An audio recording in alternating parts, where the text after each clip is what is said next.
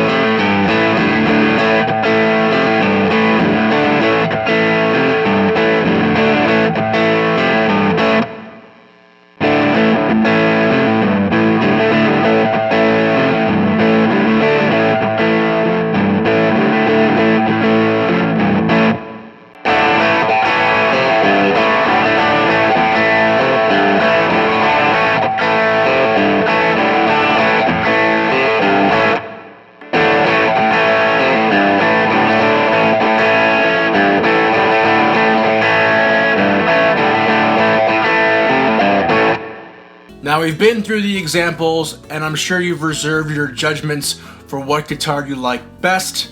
I'm sure a lot of you really like that $2,000 guitar. It looks good, it feels really good, and it sounds really good. And some of you guys might have been like, wow, although the $2,000 sounded really nice, that $200, it didn't sound much different. In fact, I would say the $200 is on par with the $2,000 guitar. And a few of you might be like, no contest, that $200 Squire sounds way better than the $2,000.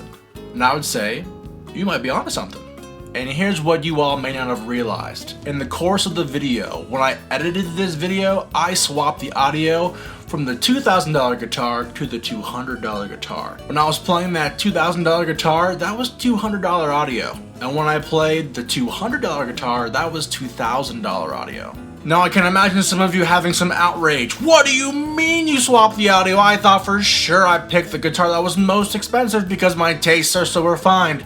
Well, guess what? Life doesn't always work that way. You may have picked that $2,000 instrument thinking it was $2,000, but it wasn't. What are you gonna do about it? Well, let me just tell you that tone is not all about the instrument. Tone is about the hands, the guitar, and the sounds you make with your amp and with your stomp boxes.